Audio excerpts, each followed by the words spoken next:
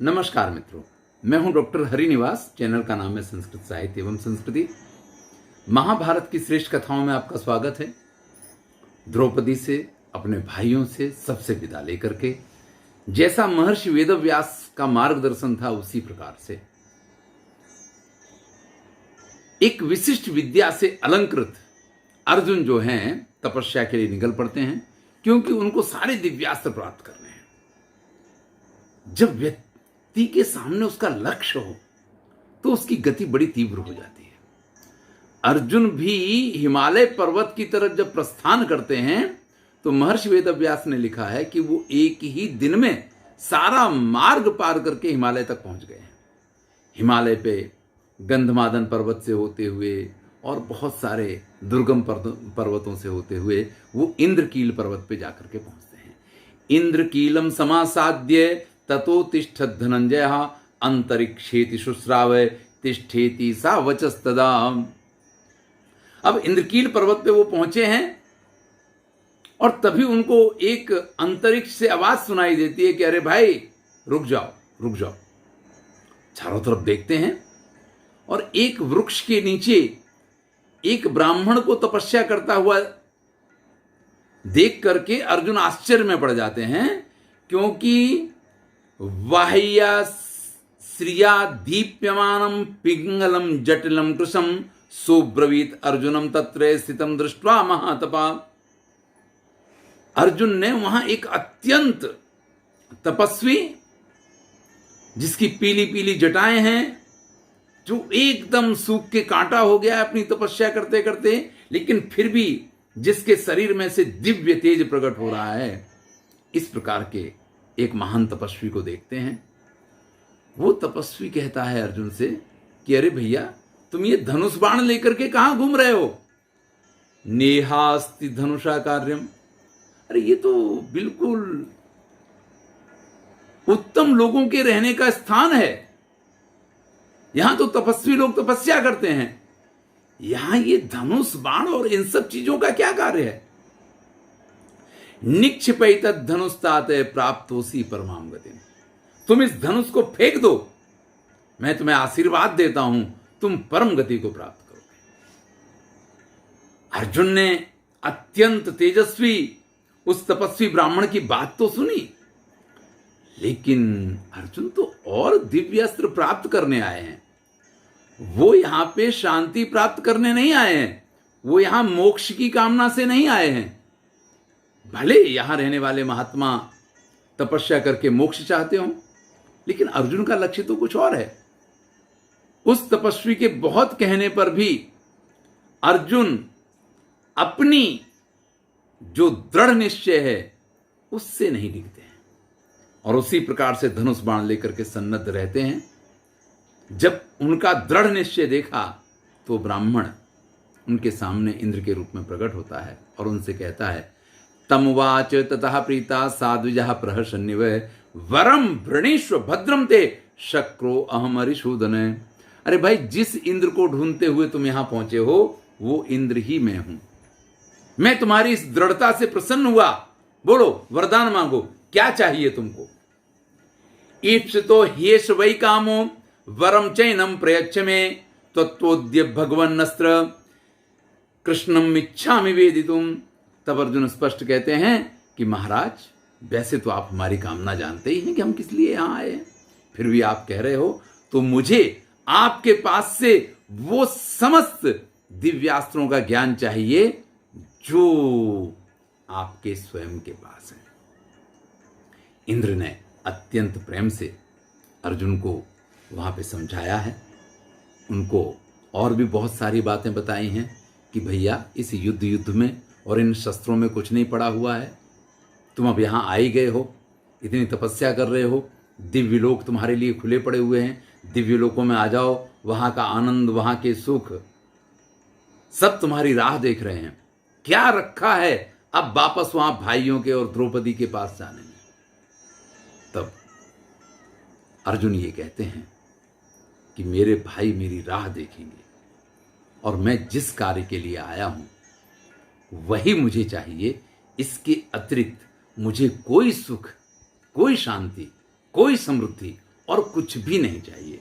मुझे वही वनों में रहते हुए हमारे भाइयों का साथ चाहिए और आपके पास से दिव्यास्त्र चाहिए। इस प्रकार से अर्जुन की ये दृढ़ता देख करके इंद्र और प्रसन्न होते हैं और उनसे कहते हैं, यदा दृक्ष्यसि भूतेशम त्र्यक्षम शूलधरम शिवम तदा दातास्मिते ताते दिव्यान अस्त्राणि सर्वशः। हे अर्जुन, तुमको अगर समस्त दिव्यास्त्र चाहिए तो शिव की उपासना करनी पड़ेगी। जिस दिन शिव तुम्हारे ऊपर प्रसन्न हो जाएंगे उस दिन तुमको सभी प्रकार के दिव्यास्त्र मैं भी प्रदान करूंगा और बाकी जितने भी अस्त्र हैं वो सब तुम्हें प्राप्त हो जाएंगे। अब जन्मेजय वैशंपायन से पूछते हैं, तो आप हमें वो अर्जुन का वृत्तांत विस्तार से बताइए कि किस प्रकार से उन्होंने शिव को प्रसन्न किया है। तब वैशंपायन कहते हैं कि वहां से इंद्रकील पर्वत से इंद्र की आज्ञा मिलने के बाद आगे प्रस्थान करते हैं और हिमालय के एक पृष्ठ भाग में जाकर के सुभे हिमवत पृष्ठे वसमानो अर्जुनस्तदा, एक सघन वन है और उस वन को पार करके जब हिमालय के पृष्ठ भाग में पहुंचे हैं वहां जाकर के इन्होंने अपना निवास स्थान बनाया है और वहां इन्होंने तपस्या करनी शुरू कर दी है। अर्जुन को युधिष्ठिर ने जो आज्ञा दी है उस आज्ञा के पालन के लिए इंद्र के पास से जो मार्गदर्शन मिला है उस मार्गदर्शन के अनुसार शिव को प्रसन्न करना है। इसलिए उन्होंने कठोर तपस्या प्रारंभ की है। तपस्या का वर्णन किया है कि सबसे पहले तो दर्भचीरम निवस्याथ दंडाजिन विभूषितः शीर्णम चा पतितम भूमौ पर्णम समुपयुक्तवान। अपने वस्त्र भी उन्होंने कुश के बना लिए। आप कहेंगे कुश के वस्त्र कैसे बन सकते हैं? तो जैसे उसकी डोरी बन सकती है ऐसे डोरी में से वस्त्र बन सकते हैं। यानी जो शरीर को चुभें, जब तपस्या करनी है ना तो शरीर के सुख नहीं देखे जाते हैं, तो शरीर को अधिक से अधिक पीड़ा कैसे मिलेगी, ये एक हठयोग प्रकार की बात हो जाती है। तपस्या शुरू कर दी है, जमीन पे जो सूखे हुए पत्ते गिर जाते हैं उन्हीं पत्तों को खाते हैं, इसके अलावा कुछ नहीं। और वो पत्ते भी पूर्णे पूर्णे त्रिरात्रे तु मास में एकम फलासना। 1 महीने तक उन्होंने क्या किया है कि जब 3 दिन पूर्ण होते हैं उसके बाद 1 दिन उनका आहार किया जाता है। जब 1 महीना गुजर गया तो दुगुणेन ही कालेन, तो अब 6-6 दिन के बाद उन्होंने इस प्रकार का आहार लेना शुरू किया है। उसके बाद और 1 मास गुजर गया तो उन्होंने पक्ष में यानी 15 दिन के बाद ये खाना शुरू किया है। और जब 4था महीना प्राप्त हुआ तो उन्होंने फिर खाना बंद कर दिया है और सिर्फ वायु का भक्षण करके रहने लग गए हैं। खड़े होकर के तपस्या कर रहे हैं, पैर के अंगूठे के ऊपर खड़े होते हैं। वायु भक्षो महाबाहुर अभवत पांडुनंदना ऊर्ध्वबाहु निरालंबा पादांगुष्ठा प्रविष्टिता। ऊपर हाथ कर रखे हैं और पैरों के अंगूठों पे खड़े हुए हैं। खाना तो बंद कर दिया है, वायु का भक्षण करते हैं। जब इतनी कठोर तपस्या अर्जुन ने प्रारंभ की है तो बहुत सारे ऋषि मुनि उनकी तपस्या को देख करके शिव के पास जाकर के पहुंचते हैं और शिव से ये कहते हैं कि प्रभु, आप अर्जुन की इतनी कठोर तपस्या देखिए, आप जो कुछ उसको चाहिए वो प्रदान कीजिए। तब शिव कहते हैं, नास्य स्वर्ग स्पृहा काचित नैश्वर्यस्य तथायुषः यद तस्य कांक्षितम सर्वम तत्करिष्ये अहम अद्य वै।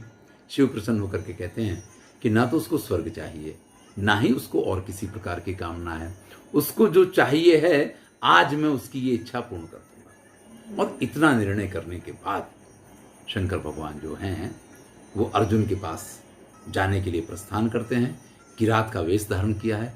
ये पूरी कथा विस्तार से किरातार्जुनीयम में महाकवि भारवी ने इसका वर्णन किया है। बड़ा ही सुंदर रोचक वर्णन वहाँ पे है।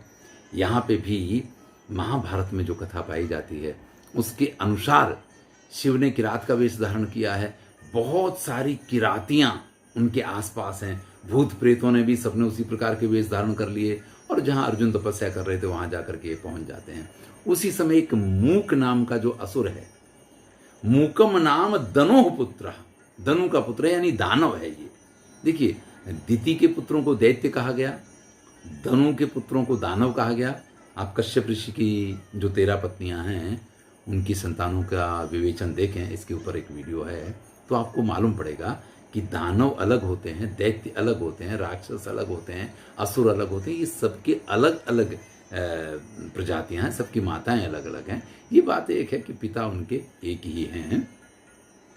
तो ये धनु का पुत्र है, मूक नाम का दानव है, अद्भुत दर्शन, और उसने एक वाराह रूपमास्थाय, एक वाराह का रूप धारण किया और वो अर्जुन को मारना चाहता है। ऐसे में अर्जुन अपना गांडीव धनुष और बाण लेकर के उसके ऊपर प्रहार कर देते हैं। उसी समय किरात वेशधारी शिव भी उसके ऊपर प्रहार कर देते हैं। शिव ने पास में जाकर के अर्जुन से पूछा कि भाई तुम कौन हो, यहां वन में क्या कर रहे हो। अर्जुन यही बात किरात वेशधारी शिव से पूछता है। तो शिव जी ये कहते हैं कि भाई हम तो वनेचर हैं, वन में घूमने वाले हैं, वनवासी हैं, यहां हमारा रहना तो स्वाभाविक है, लेकिन तुम जिस प्रकार के तेजस्वी और गुण धर्मों से युक्त हो, तुम यहां जंगल में क्या कर रहे हो, तुम बताओ।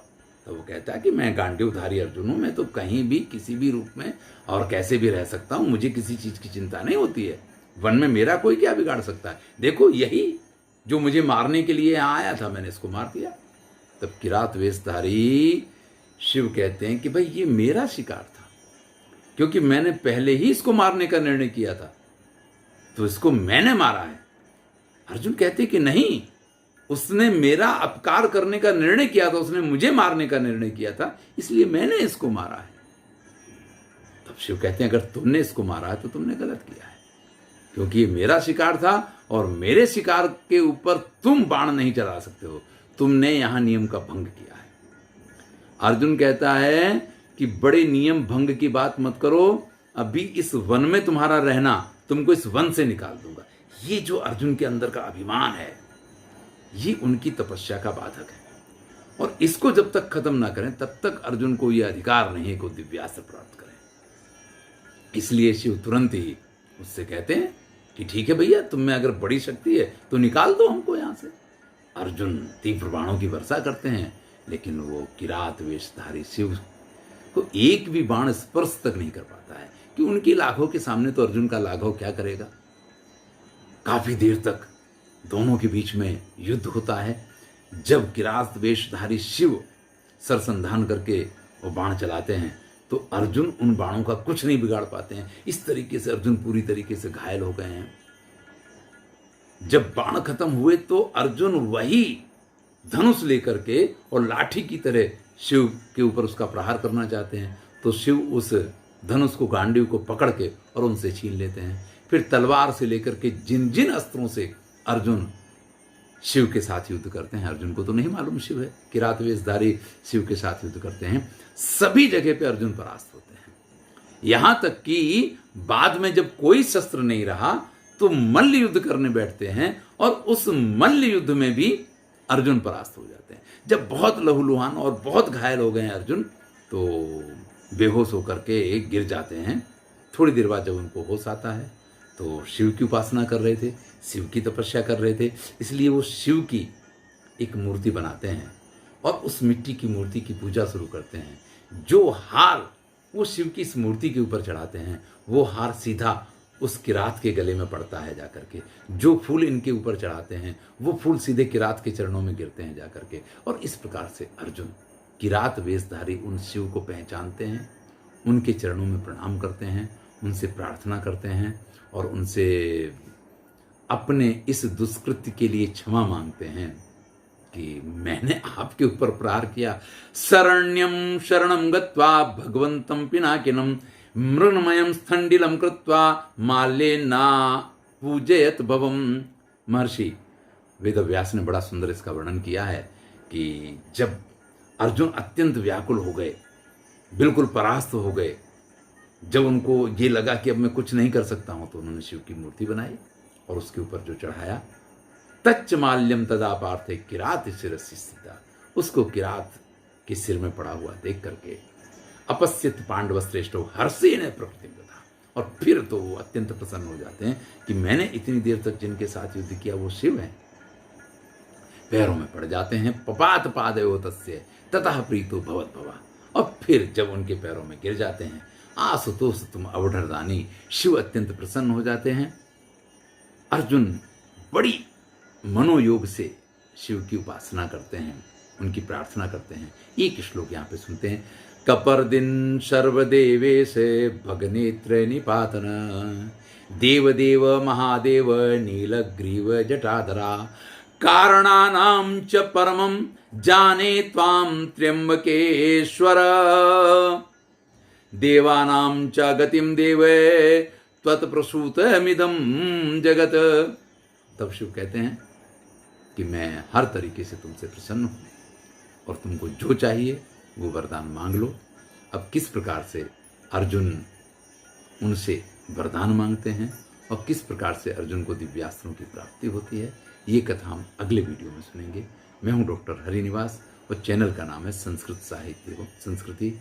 महाभारत की श्रेष्ठ कथाएं चल रही हैं, आनंद लीजिए और मित्रों के साथ शेयर कीजिए।